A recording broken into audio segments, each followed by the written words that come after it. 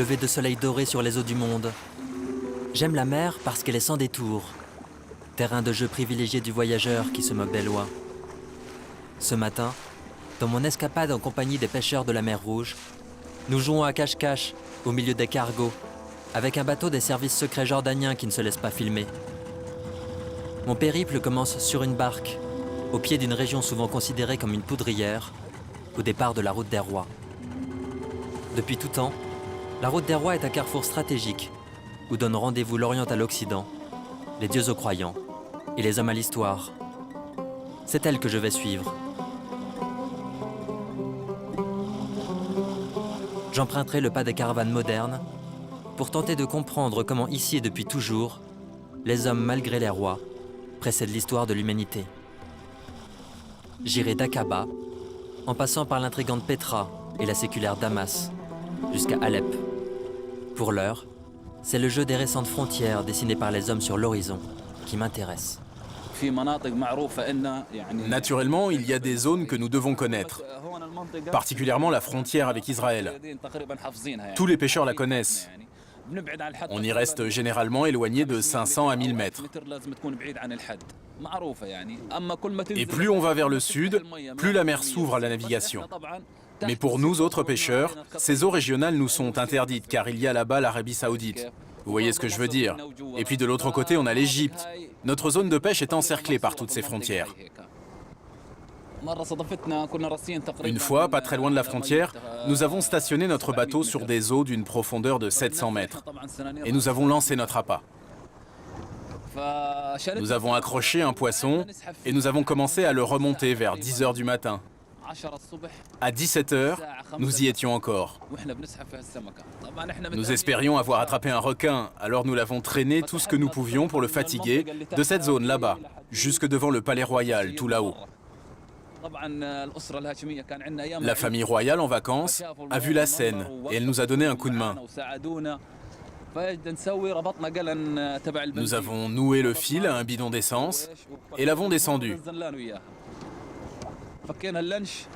En très peu de temps, le bidon est réapparu, s'est envolé dans le ciel, puis est retombé. On aurait dit un explosif. C'était vraiment une scène impressionnante. Nous avons remonté le poisson jusqu'au bateau. Il était plus grand que cette barque. Les gens qui étaient autour de nous se sont affolés. Et nous aussi, parce que le bateau commençait à s'enfoncer dans l'eau. Nous avons dû couper la ligne et laisser filer le poisson. C'était horrible.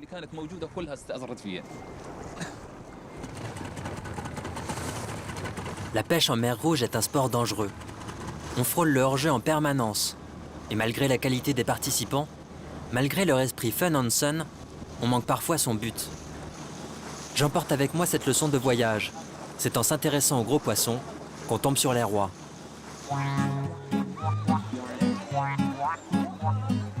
Je m'échappe par la côte, cette fine bande de terre où les hommes du monde font leurs premiers pas.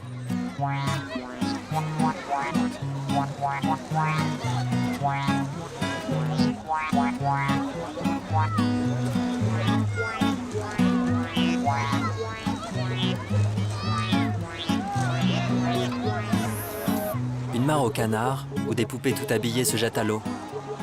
Malgré les 45 degrés, les touristes venus de toute la Jordanie, mais aussi des pays du Golfe, s'amusent sur la plage d'Aqaba. Apparence trompeuse, avant toute chose, on investit ici. Et le petit village de pêcheurs se laisse tranquillement dévorer par les requins de l'immobilier. La ville et sa population ont triplé en 5 ans au point d'en devenir insaisissables. Mais j'essaie tout de même. L'unité de mesure du changement d'un pays se détermine à la hauteur de ses trottoirs, à la densité de son trafic. Pour me consoler du tableau, je m'en remets à Laurence d'Arabie qui s'est promis ici, à ce carrefour, de devenir le meneur de la révolte arabe. Le roi semble bien décidé à lui emboîter le pas et à aligner son armée de consommateurs sur les rangs de l'économie mondiale.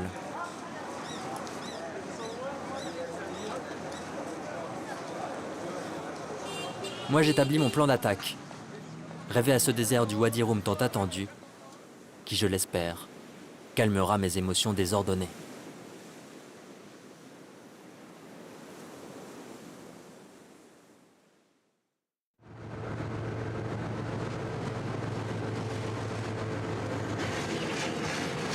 En Jordanie, le désert a le goût du phosphate.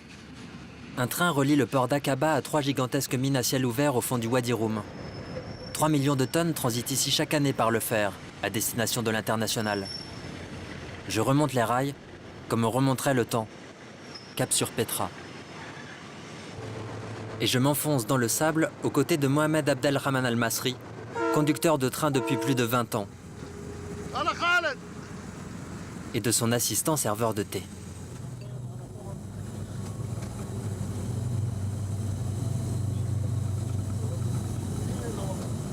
Merci.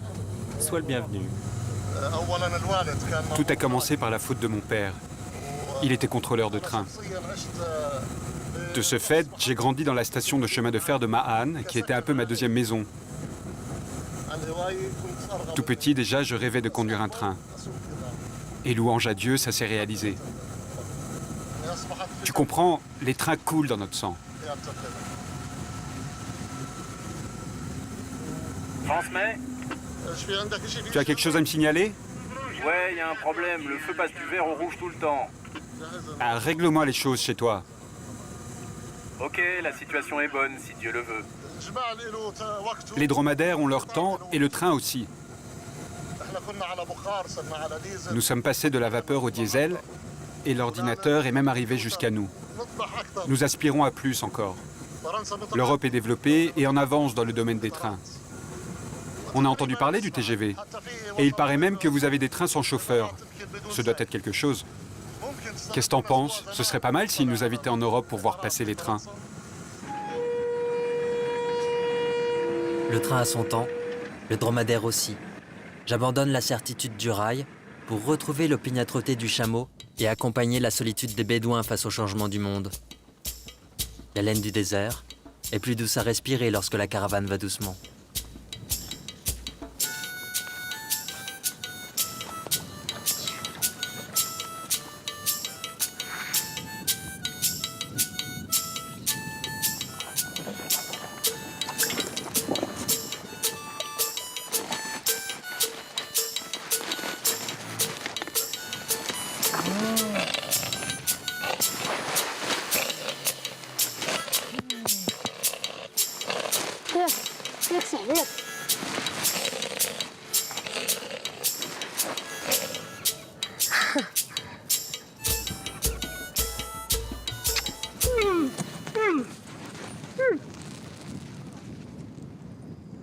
C'est ça notre vie, le désert.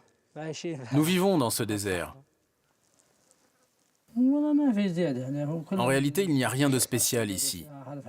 Tout ce dont nous avons besoin s'y trouve. Nous vivons des chameaux, nous en vendons, nous buvons de leur lait. C'est comme ça que nous gagnons notre vie. J'habite ici pour le bétail. J'ai choisi cette vie-là.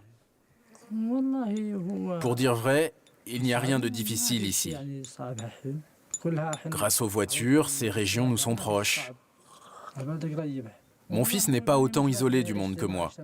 Je l'envoie à l'école du village. Mais moi, plus tard, je veux vivre ici, dans le désert. Oui, je voudrais avoir un chameau et une chèvre. Et vivre dans le désert. Ça me plaît ici. C'est mieux que la ville pour moi. C'est comme pour les chameaux. Ils pâturent ici, ils sont mieux qu'attachés en ville.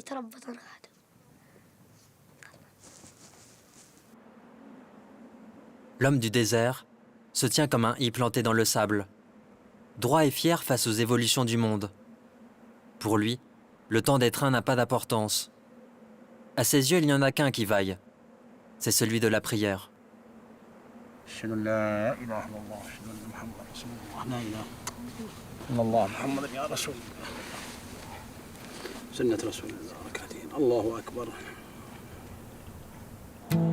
Moi, c'est la route qui m'appelle. Je souhaite aux Bédouins que leur tente se dresse encore longtemps sur l'horizon des possibles, comme autant de châteaux de sable imprenables.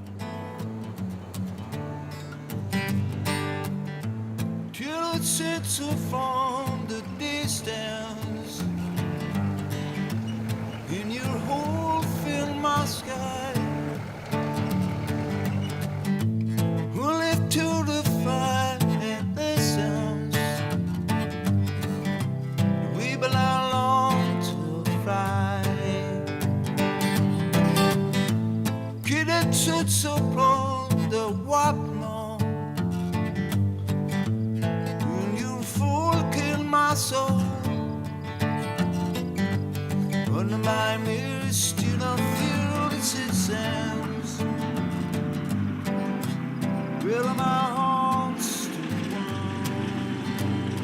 Un jour, sans prévenir, les champs de luzerne ont détrôné le sable et les silex en feu.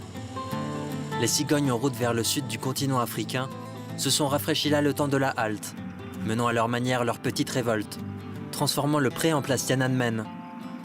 Ce sont elles qui m'ont encouragé à m'arrêter là, à m'intéresser à ceux qui font pousser des fleurs dans le désert. L'eau, il n'y en a pas suffisamment. Mais on s'adapte, en réduisant la superficie par exemple. Si je sais que j'ai de l'eau pour 400 hectares, je cultive alors 400 hectares. Si j'en ai pour 300, j'en cultive 300. On prend ce qu'il y a. Notre savoir, quant à lui, est aussi vaste qu'une mer. Peut-être qu'en Europe, vous avez davantage de compétences ou qu'elles sont plus variées, que le progrès scientifique est plus fort. Mais d'après les experts qui nous viennent aussi de chez vous, ils attestent que nos fermes sont modernes, que nos expériences sont fortes, que nos produits sont excellents. De toute façon, moi je préfère être en Jordanie. Je suis un homme heureux. Sa Majesté le roi Abdullah II encourage l'agriculture. Notre pays est sûr et stable. Notre esprit est bon. Et merci à Allah, nous sommes en harmonie intérieure. Il n'y a pas de problème ici. Et puis notre religion nous ordonne de nous intéresser à l'agriculture. Une parole du prophète dit que chaque fois qu'un musulman plante un arbre ou sème une graine, il sera récompensé par son geste. Mon heure viendra à moi aussi, Inch'Allah. Plus loin, les champs ronds de luzerne laissent place à des champs de patates. Le jardin de la Jordanie pousse en plein nulle part. Là où naguère les caravanes de chameaux n'osaient même pas s'arrêter. Je prends la direction du nord-est, cap sur le sable. Les voitures n'y peuvent plus grand-chose. Seuls les traditionnels vaisseaux du désert peuvent y évoluer. Je poursuis mon voyage en compagnie des soldats qui surveillent la frontière du pays avec l'Arabie Saoudite. L'occasion pour moi de jouer au cow-boy de l'Est.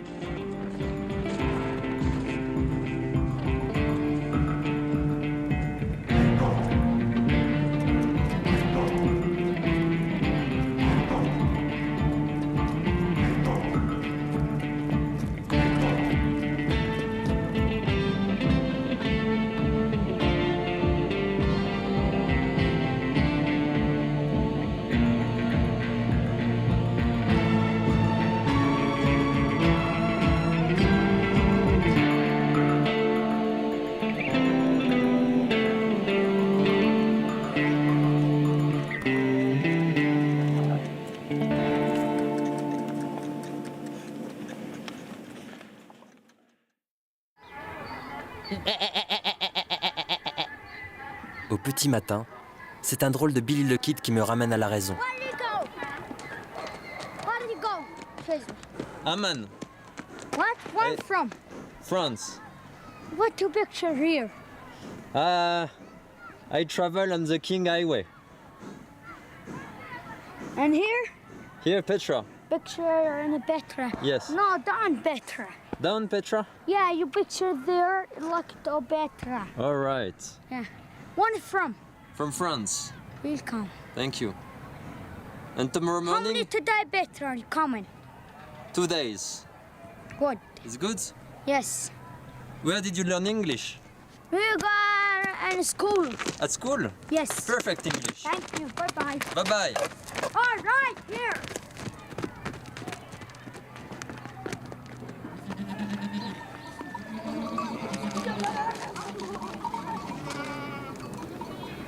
Petra s'annonce déjà comme une succession de mirages et de méprises.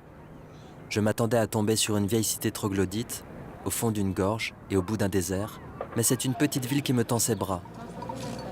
Et lorsque je crois prendre la route du site, c'est Mohamed Ali Al-Nawaflesh qui m'ouvre sa porte, sculpteur de son état.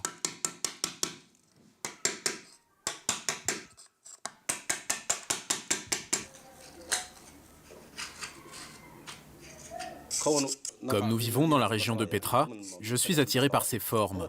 Le site et la nature qui l'environnent sont à l'origine de mon œuvre artistique.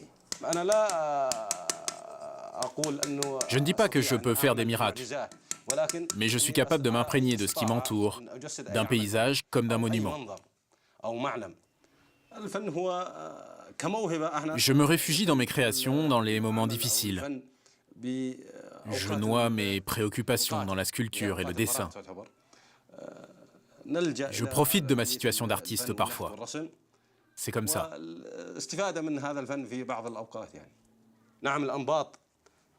Avec Petra, la civilisation des Nabatéens a marqué l'histoire et laissé une trace pour l'humanité. Mais on ne s'intéresse pas à leurs petits-fils. Nous pensons pourtant que nous sommes les nouveaux Nabatéens de la Jordanie, les maîtres de la pierre. J'abandonne mon sculpteur à ses créations. Si les artistes balayaient les escaliers en commençant par le bas, ils rejoindraient les étoiles. On accède toujours à la vieille cité de Petra par le Siq, un étroit et profond passage qui protégeait autrefois les caravanes de la convoitise et des attaques. Mais aujourd'hui, on achète son billet d'entrée au bureau d'information. À l'arrivée face au site, pourtant, on ne peut avoir envie que d'une chose, celle de s'asseoir. Comme ailleurs, on s'agenouille devant un roi. L'histoire est obscure, mais elle nous révèle que ce sont les Nabatéens qui régnèrent ici en maîtres dès le VIe siècle avant Jésus-Christ.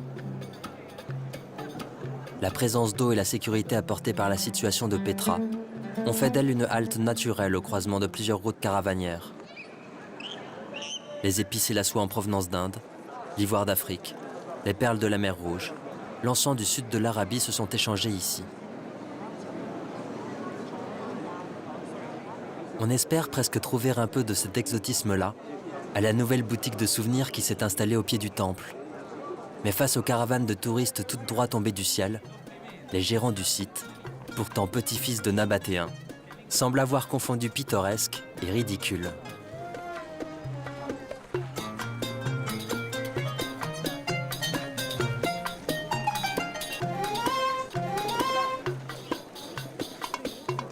Plus loin, en effet, un couple royal, fraîchement reconstitué, gouverne sur le nouveau Petraland, mon royaume des bouffons. Et malgré mes courbettes répétées, Sa Majesté ne m'accorde pas d'entretien. Je décide alors de retourner en ville, dans la vraie vie, et de me mettre en quête de ceux que l'on appelle ici les chers, des chefs de tribu qui veillent sur leur sujet.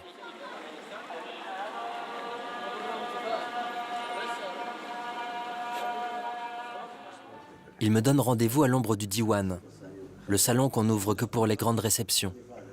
Et première surprise, je découvre qu'en Jordanie, un entretien sérieux ne commence jamais par un verre de thé, mais par une tasse de café. Tu as entendu Bachir? Qu'est-ce qu'il raconte? Il dit qu'il a visité beaucoup de pays et qu'il a vu des gens qui élisent leur chef en jouant au dé. Il y a des limites, monsieur. Nous sommes différents. Il y a des affaires qu'on ne peut pas régler par les dés. Chez nous, les coutumes et les traditions règlent les problèmes entre les uns et les autres. Elles apportent la paix dans la société. S'il arrive un problème, quelqu'un en agresse un autre, le tue, lui tire une balle ou le blesse, les tribus, par l'intermédiaire de leur chef, règlent le problème. Elles exilent l'agresseur, lui, ses enfants, son épouse, vers un lieu éloigné. Elles prennent des engagements envers les familles, donnent des garanties et empêchent que les uns et les autres ne se vengent. La loi coutumière est un refuge. Quand quelqu'un commet un crime, on ne va pas chercher l'État. J'ai moi-même réglé beaucoup de problèmes. Merci à Allah, le Seigneur de l'univers. Nous avons pour principe de nous écarter de toute façon des mauvais chemins. Les femmes trop peu vêtues, celles qui montrent leur honte et leur sein, les autres, celles qui dansent à moitié nues. C'est ça que vous appelez l'évolution? Cette évolution, c'est pour la télé, si vous voulez. Nous l'interdisons. Les coutumes ont du sens. Sans elles, nous ne savons pas vivre.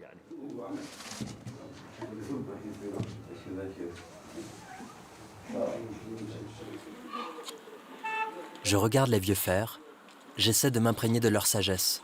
Mais moi, c'est sans la route que je ne sais pas vivre.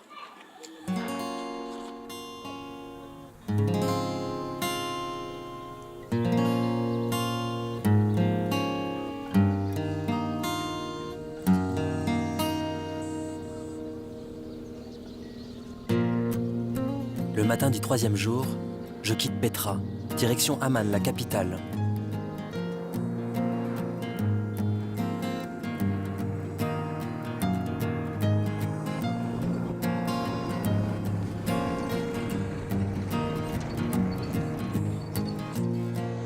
Je flirte encore un peu avec le désert avant de retrouver le bitume. Ici, la route des rois va vite, mais elle demeure en chantier. Elle semble vouloir résister avant de se faire détrôner par les artifices de la modernité.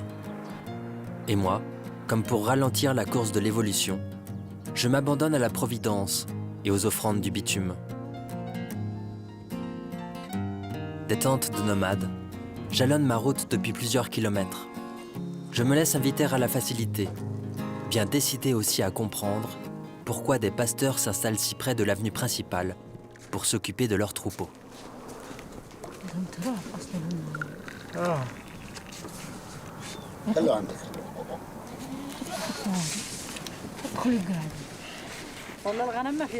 Des chèvres, nous n'en avons pas.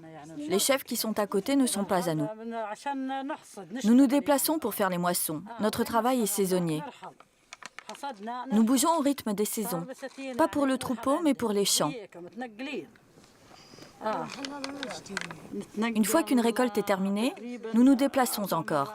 Nous allons vers l'endroit où il y a du travail. C'est comme ça. Nous nous déplaçons pour ces raisons, 3 à 4 fois par an. Qu'il faille semer, récolter ou cultiver, les garçons travaillent à droite à gauche dans les fermes. Ils sont capables de se mettre à n'importe quelle tâche. Nous ne refusons rien. Notre maison est une tente.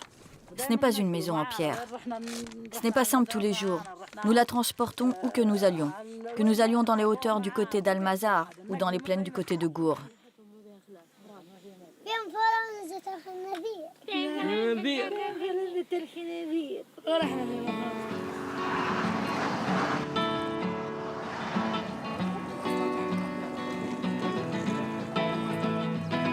Le roi a récemment promis d'aider quiconque voudrait accéder à la propriété. Les nomades rêvent de maisons en pierre.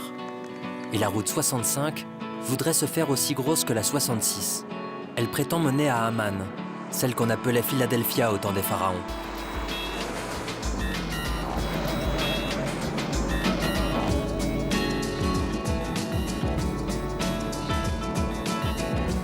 Aujourd'hui, Amman concentre les 3/4 de la population du pays.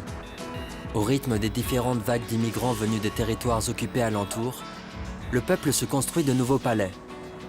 2 tours plantées au milieu de la ville attirent particulièrement mon attention. J'ai rendez-vous avec Wissam Otake, représentant d'une grosse société d'investissement de Dubaï et chef de chantier du plus gros projet de réhabilitation d'Amman. Il est bien décidé à me prouver qu'à l'échelle du monde aussi, rien ne se perd, rien ne se crée, tout se transforme.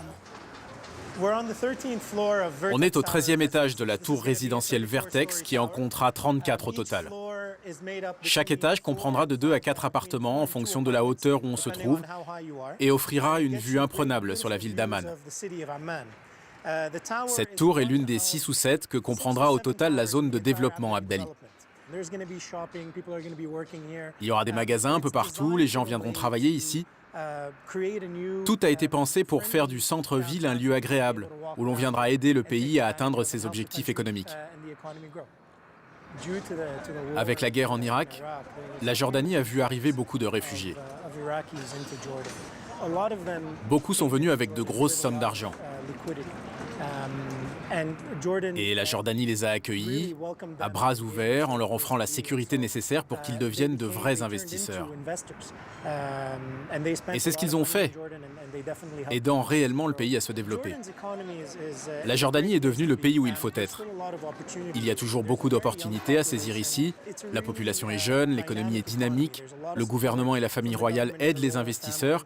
Il y a quelque chose dans l'air de vibrant ici. C'est vraiment un bon endroit où vivre. Est-ce que le roi va avoir son propre appartement?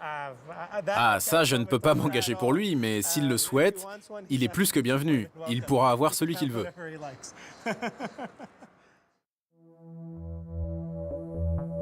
Les grues et les tours sont les minarets de demain.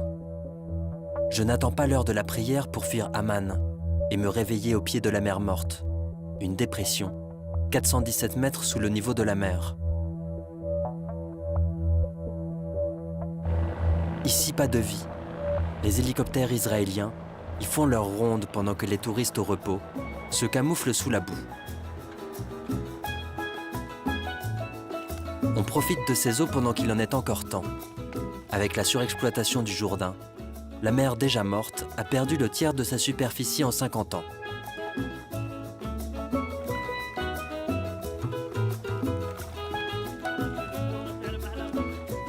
J'y viens pour défier les lois de la physique. Avec une masse volumique de 1240 kg par mètre cube, un être humain peut y flotter sans effort.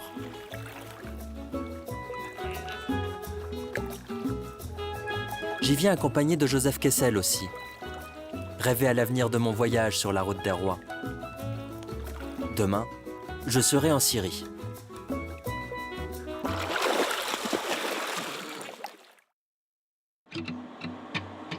Et c'est sur un tas de tomates et de piments verts que je renais. Des ondulations convulsées, des chaos pierreux. La route me maintient en vie. Sur le bas-côté, quelques oliviers osent s'élancer vers le grand ciel d'Orient pour se joindre aux colonnes ciselées du site de Jerash. Mais les vieilles pierres au goût de souvenir sont moins épicées que mon chemin de Damas. Et mon impatience d'arriver en Syrie est trop grande pour me faire le témoin du passé. Je poursuis mon voyage vertical. En quittant la Jordanie pour la Syrie, on quitte le sud pour le nord, le chaud pour le froid, la police secrète du roi pour les mukhabarates du président. On quitte l'extension verticale pour l'étalement aussi. Du mont Kassioum, Damas ressemble à une vieille femme couchée là depuis la nuit des temps. La capitale est surnommée l'Éternel, mentionnée dans la Genèse, dans la Bible, dans les livres des rois. Elle a vu les empires de la terre s'élever, briller, puis s'effondrer. On dit aussi d'elle qu'elle a l'âge du verre. Je veux entendre chanter le cristal, voir se raviver leurs souvenirs pour qu'ils me racontent l'histoire et l'avenir du monde.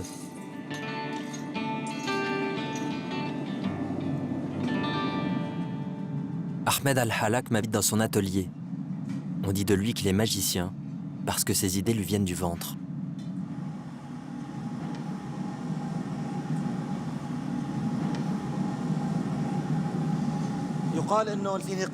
On dit que les Phéniciens sont les premiers à avoir découvert le verre. Mais les gens de Damas sont les premiers à l'avoir soufflé.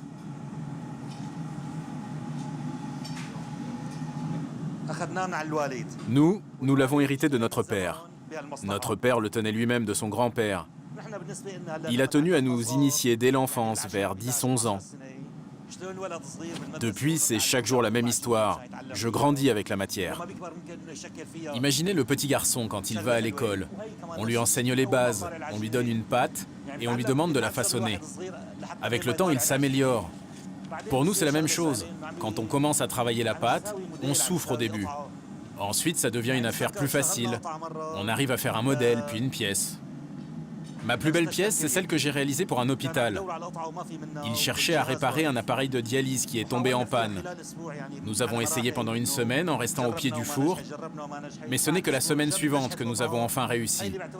Là, j'étais heureux. C'est quand nous devons arrêter le four l'hiver pour le réparer que je souffre le plus. À ce moment-là, nous ne travaillons pas pendant une semaine ou deux. Alors nous n'attendons plus qu'une chose, que le four se rallume enfin. Imaginez, nous passons notre vie devant le feu. Le feu est notre raison de vivre. Alors quand l'hiver arrive et que nous devons reconstruire le four de nos mains avec de la terre froide et humide, c'est comme une petite mort pour nous.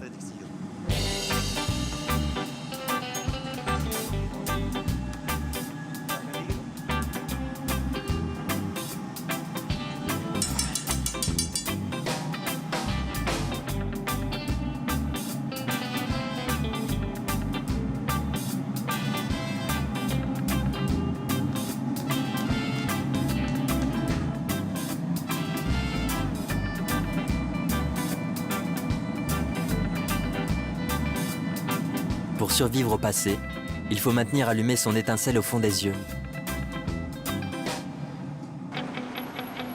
Et Damas est en feu. Les ruelles laissent place à l'effervescence des avenues. Tout contribue à transformer la ville du brocart d'or, de la rose et du jasmin, en une grosse excitée. Hafez El-Assad et sa descendance partagent même l'affiche. Les grandes marques promettent plus d'évasion au nom de la liberté pour tous.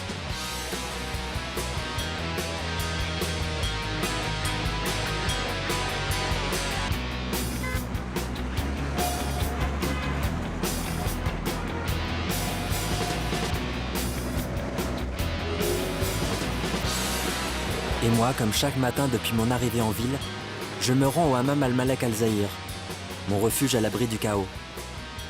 En Orient, les hammams sont underground.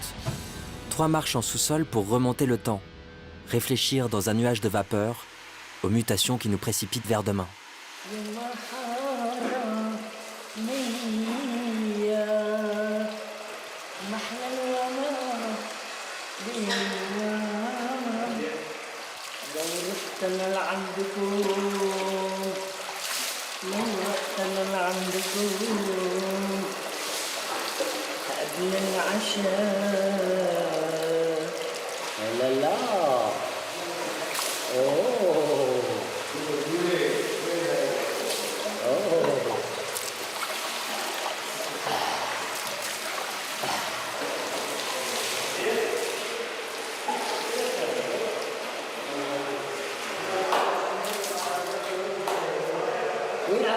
D'où est-ce que tu viens?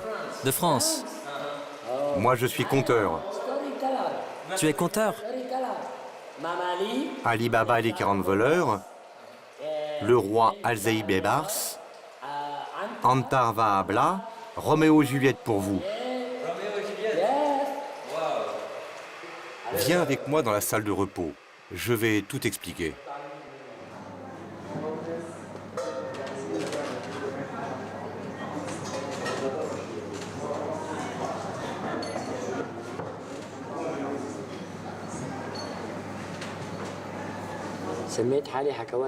Je me suis autoproclamé conteur de Damas. J'ai ravivé la tradition parce qu'à cause de la télévision, les conteurs du monde arabe ont quasiment disparu. À l'époque, le conteur racontait des histoires dans les cafés. Mais avec l'évolution des mœurs, les conteurs ont disparu au profit de la technologie. À Damas, certains cherchaient pourtant à renouer avec la tradition. Et c'est ainsi que je suis devenu conteur. À travers ces histoires, le conteur donne des conseils et enseigne l'amour du bien. C'est un véritable guide social qui s'inscrit dans le temps. L'histoire d'Antar Vahabla, avec ses 3200 pages, me prend 1 an et demi. Même chose pour l'histoire du roi Al-Zahir Bebars, un roi de Mamelouk, connu pour sa guerre contre les croisés. Dans cette histoire-là, il y a de l'héroïsme, de la bravoure, du courage, du respect pour la terre, de l'amour pour l'humanité. Il y a dedans beaucoup de leçons. Mais mon histoire préférée, c'est celle d'Ibrahim, le défenseur des vierges. J'espère être comme lui un jour, parce qu'il était le gardien du roi, c'est-à-dire son bras droit. Il connaissait ses secrets. Il était son serviteur. Il remplissait 17 fonctions près de lui, dont celle de le faire se lever de son trône. Vous vous rendez compte, il avait le prestige de le faire se lever. Ibrahim, c'est un être exceptionnel, c'est une histoire. Ibrahim est lui-même une histoire. Mon conteur aussi est une histoire à lui tout seul.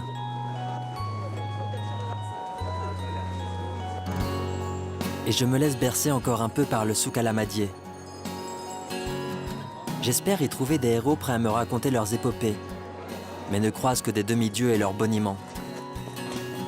Un président au milieu de boîtes de chocolat sans surprise, le Père, le Fils et le Saint-Esprit m'invitant même à l'isolement.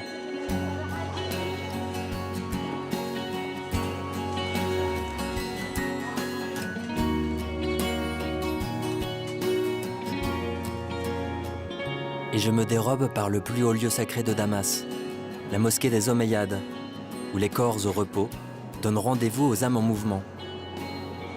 J'y prends même un peu d'altitude, me prenant l'espace d'un sourire pour le Messie. Car c'est là, selon la tradition locale, que Jésus reviendrait sur terre au moment du jugement dernier. Dans l'attente, l'innocence reste le meilleur moteur de l'avenir. La musique s'arrête là, la prière va commencer.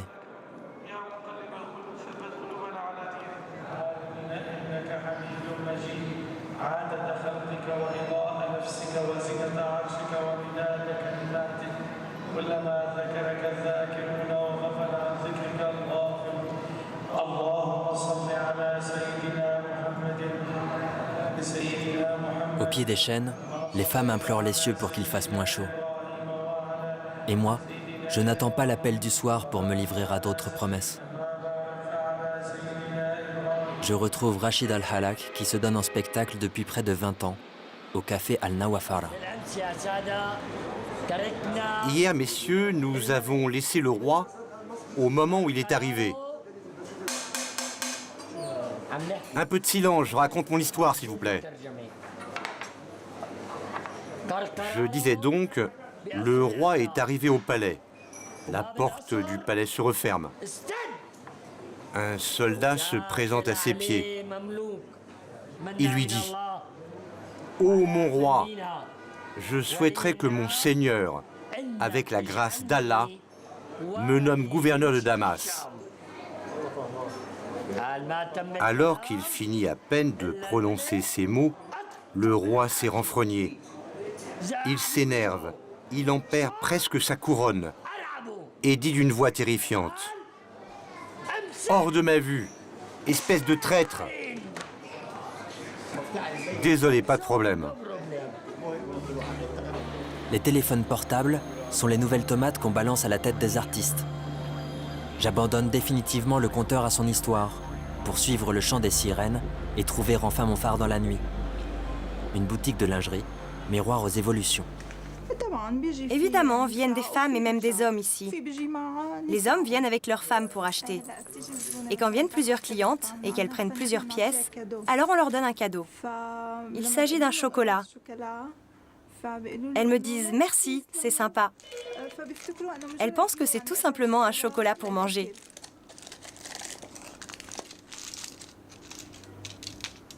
Voilà le chocolat.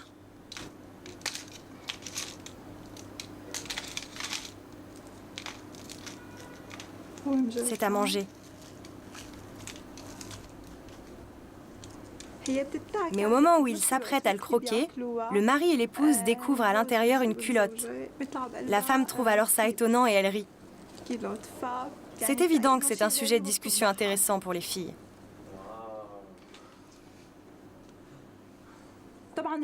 Évidemment pour les hommes aussi. Mais quand des filles se réunissent entre elles, elles aiment parler de ce qui est à la mode en termes de jeux conjugaux entre hommes et femmes. Nous, avec ce métier, on a plus de connaissances. Et évidemment, avec l'expérience, dès qu'un client entre dans le magasin, je sais lire dans ses yeux et deviner quel modèle il recherche. Et pour moi, tu penses que tu saurais? Oui, évidemment que je sais. À Damas, la nuit est source de vie. Ce soir, la lune rougit, et je sais qu'il a mise dans cet état. En Syrie, on se couche au pied des poupées, mais on se réveille au milieu des voitures. Une Pontiac 1954 me prend en stop. 1954, l'année de l'hiver en France, celle du printemps en Syrie où la démocratie refleurit. On rêve alors d'Amérique, de jolies filles et de grosses cylindrées. Les voitures, comme les rêves, ont survécu à l'histoire. Et mon nouveau compagnon de route, Omar Al-Saïdawi, a son avis sur les belles carrosseries. Si je dois choisir entre une belle femme ou une belle Pontiac, c'est clair, je prends la Pontiac. Ça fait 24 ans que mon père est mort. Oui, 24 ans qu'il est décédé. Et jusqu'à maintenant, je sens encore son odeur à bord. C'est pour cela que j'aime cette voiture et que je souhaite la conserver. Elle me ramène au passé et à mes souvenirs. J'aime beaucoup vivre dans le souvenir. À son contact, je me sens apaisé et dans un autre temps. Elle m'éloigne du stress de la ville et de l'univers du travail.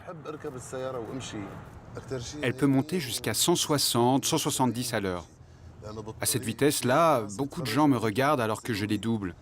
Ils sont surpris qu'une telle voiture puisse rouler à cette allure. Ils s'étonnent beaucoup parce qu'une voiture du passé les dépasse. Mais je ne le fais pas souvent. J'ai peur de leur regard et du mauvais œil. Que Dieu me protège. Depuis Damas, je veux rejoindre Alep par la côte. Pour l'heure, j'ai prévu de faire halte au cœur d'un désert de pierre, à 1300 mètres d'altitude, au monastère chrétien de Marmoussa. Là-bas, 263 marches et beaucoup d'espérance séparent la nuit du jour et Mohamed de Jésus. Aux aurores, l'alchimie qui s'empare des lieux relève de la magie des petits matins du monde. On peut rester indifférent face au mystère de la foi, pas face à un lever de soleil. Selon la légende, il y a très longtemps, le fils du roi d'Éthiopie arriva en Syrie après avoir renoncé au trône. Il abandonna la route des rois pour se consacrer à celle de Dieu et choisit d'installer son ermitage ici afin de mener une existence consacrée à la spiritualité et à la contemplation.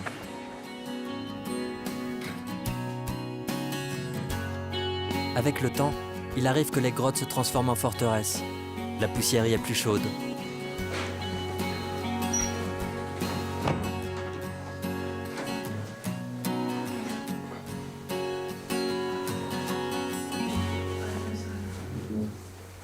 Aujourd'hui, 3 priorités maintiennent les chrétiens éveillés. Le travail, l'hospitalité sans condition et la prière. Les moines aident les chrétiens et musulmans à se rapprocher. Ici, Dieu s'appelle Allah.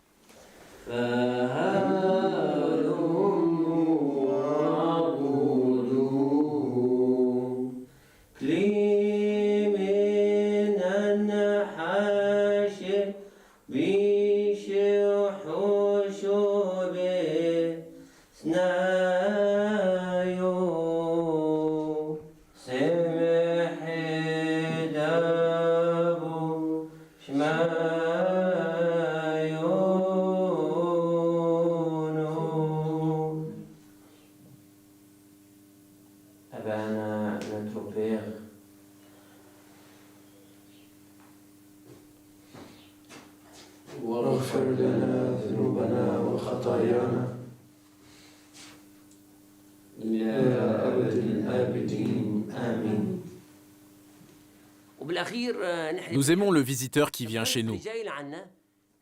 Je suis moi-même venu de la ville d'Al-Azaka, aux frontières avec la Turquie et l'Irak. Je suis venu ici interroger le désert d'une question. Une question qui appelait une réponse. Mais j'ai été surpris.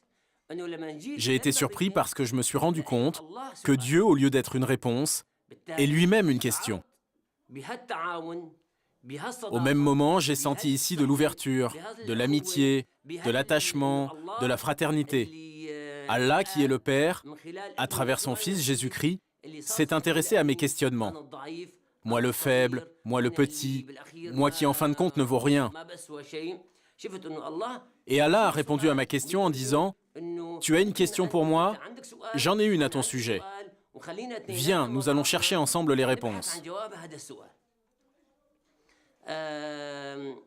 Ça fait 13 ans que je suis ici. Je remercie Allah parce que chaque jour est différent d'hier. Et j'ai l'espoir aussi que demain ne soit pas comme aujourd'hui. C'est ainsi que je découvre chaque jour, à travers les difficultés, à travers la douleur, à travers l'incompréhension, à travers les limites, à travers toutes ces choses, je découvre qu'Allah ouvre devant moi des horizons que je n'avais jamais envisagés.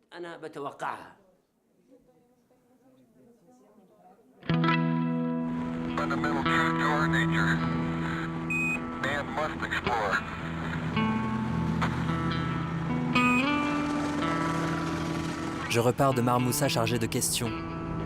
Le monde change, pas le mystère qui l'entoure. À première vue, la ville de Tartous s'avère sans grand intérêt, mais elle a le mérite de faire face à l'île d'Arwad, la seule que compte la Syrie.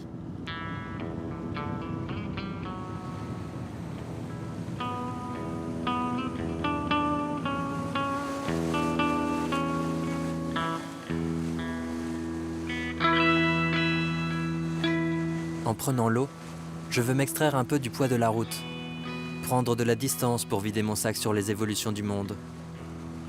Les îles sont des bateaux qui ne chavirent jamais, quelle que soit la force des tempêtes. Sous les Phéniciens déjà, celle d'Arwad se voulait rassurante.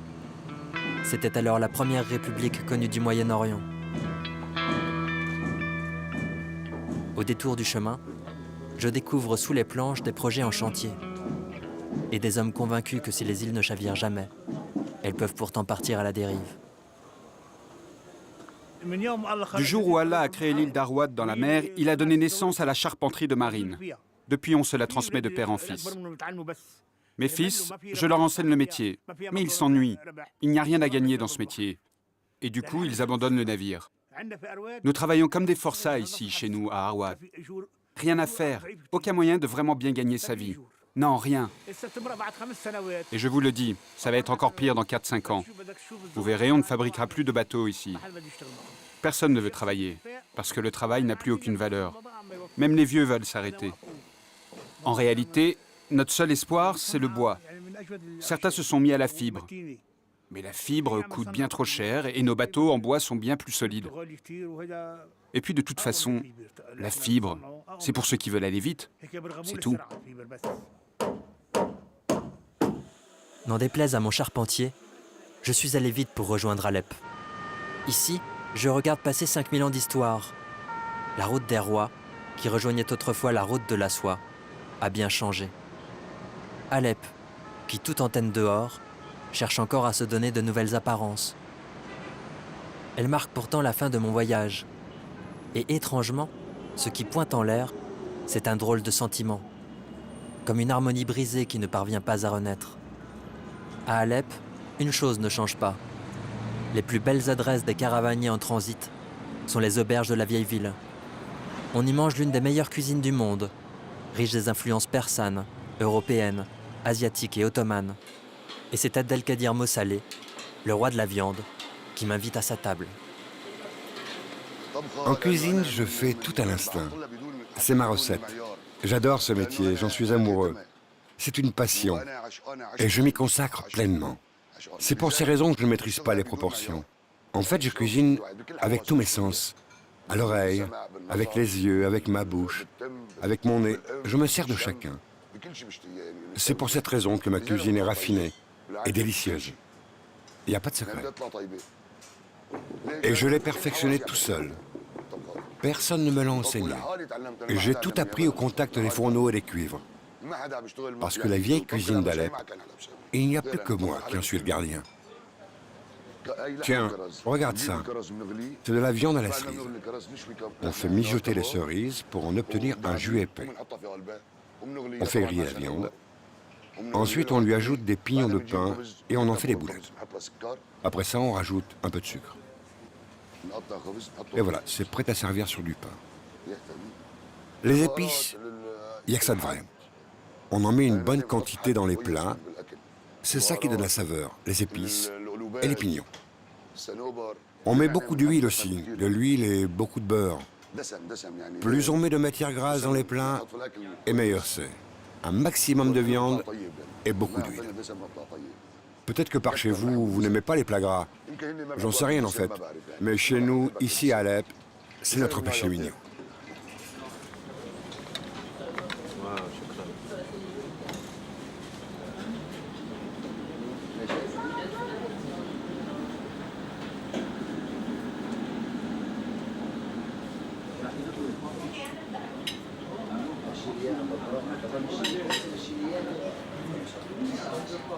Horizon de table chargée pour une fin de voyage. Un noyau de cerise me reste en travers de la gorge. Et le dessert que m'offre la rue a lui aussi un drôle de goût. Il est là mon problème. Les voiles à Alep confondent l'essence et déforment la réalité. Je reste sur ma faim.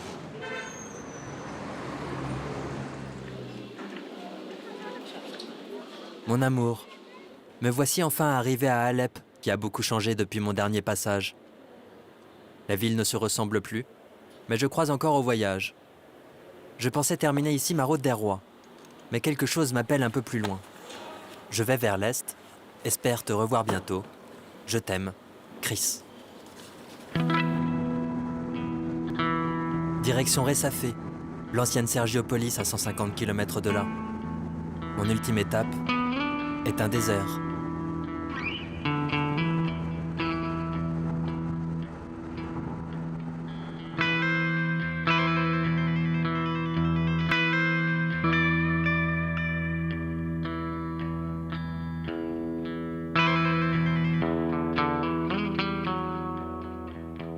À l'époque où ces pierres étaient vivantes, les caravaniers et les pèlerins Par milliers sur la route des rois, ils fêtaient la fin de leur voyage dans la joie.